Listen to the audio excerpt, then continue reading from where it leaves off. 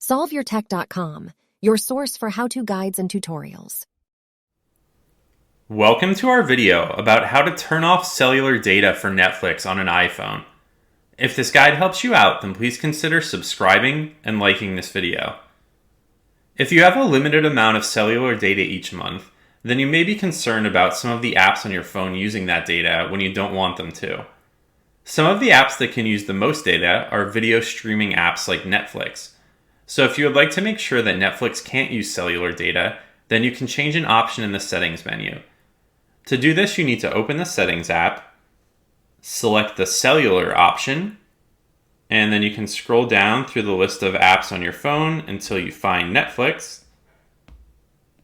And then once you find the Netflix app icon, you can just tap the button to the right of that, which is going to prevent Netflix from being able to use cellular data.